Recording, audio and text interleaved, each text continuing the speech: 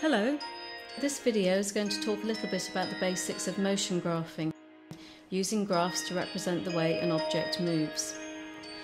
Motion graphs are a type of line graphs. They basically consist of the same three parts. This is the horizontal axis. In motion graphs, this axis is almost always the time axis. It shows how much time has passed since we started counting. This is important to how motion graphs work. We start counting and then look at how the object moves at each second. The vertical axis is normally the variable we're interested in. It can represent position, velocity, or acceleration. Position is usually represented by the variable x. The zero spot is a special area of the motion graph. It is usually called the origin. The origin represents where we start measuring and counting. In this case, we've selected the orb's resting place to start measuring. Displacement refers to how far the orb has gone from the origin. This is counted against time. The last part of the graph is the data, the particular values we're graphing. Here it is represented by the green line. The data line describes what value the vertical variable takes at a certain time. It represents the important information we're looking at and links the data on the two axes. To make things easier, graphs sometimes have tick marks, which help you pick out which values line up. On a graph labelled like this, the horizontal tick marks represent seconds. Usually each one is 1 second, but sometimes they represent a larger value like 5 or 10 seconds. The other axis is labelled x. This means it represents the position of an object. Usually this is measured in metres. Let's say we have an object and we want to observe its motion. This object could be anywhere and move wherever it wants. So how do we keep track of how it has travelled? The answer is we set an origin, represented here by the mark of red tape. Then we measure off a distance in equal units, here 3 metres. Now we will be able to know how far the object has travelled. It's almost like it's moving on a number line. So now we'll try to figure out exactly what a motion graph tells us. Here's our graph with position, time and our data line. What this graph is showing us is that as time goes on, the orb is moving to the right farther and farther away from where it started. Let's take this step by step to figure out exactly what it means. When we start counting, the object is at the origin. After 2 seconds, the data line is telling us that our object is at the 1 metre mark.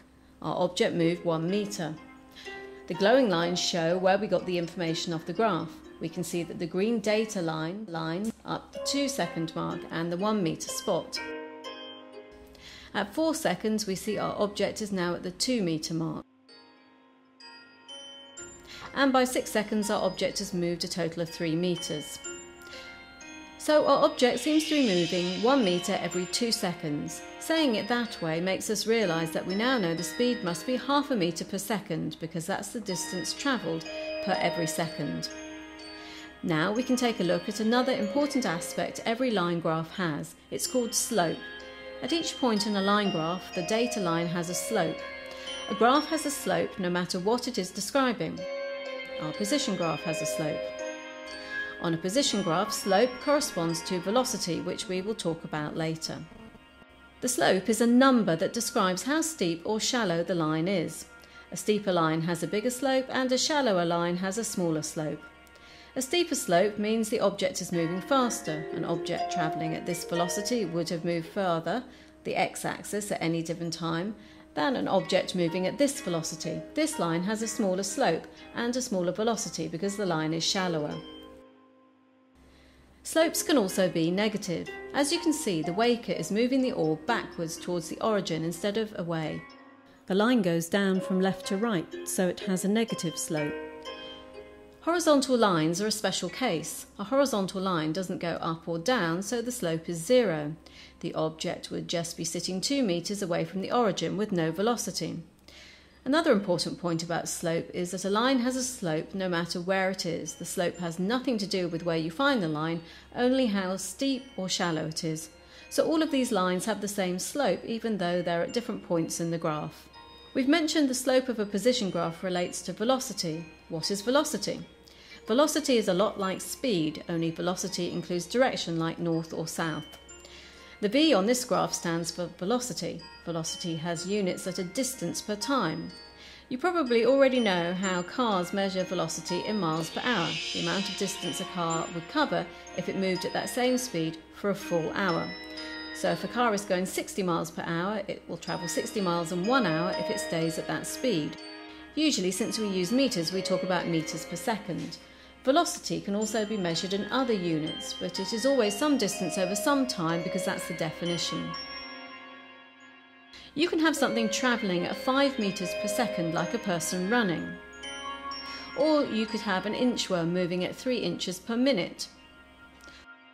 Or you lob a ball at 20 feet per second. Now let's see how the position graph relates to the velocity graph. From the position graph, we can go directly to the velocity graph by looking at the slope of the position graph. For a position graph, the slope represents velocity. You can read off each point on the slope of a position graph and use it to make a velocity graph. At this point, the object has moved 2 meters over a period of 1 second. So the slope is 2 meters per second.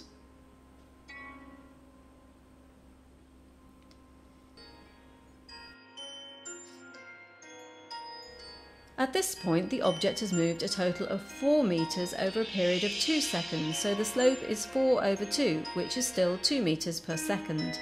If we do this for all of the points on the position graph, we can see that the velocity graph forms a line. Since the slope is the same everywhere on this graph, the velocity of the object is the same. No matter what time it was, the object was covering 2 meters every second. Now we look at acceleration. You notice the seconds on the units now have a funky 2 up there. We pronounce this as meters per second squared. Just like how velocity describes how position is changing, how many meters something moves in a second, acceleration describes how velocity is changing, how many meters per second something is getting faster. We'll take a look at these objects to see what acceleration means. This one moves at a constant speed, which means 0 acceleration, because it isn't getting faster or slower. The second object, with an acceleration over 0, accelerates after it starts moving. Notice how it gets faster and faster. Watch them both together to see the difference. This is different from velocity in that an object with a velocity of 0 would stand still, while an object with an acceleration of 0 moves forward with a constant velocity.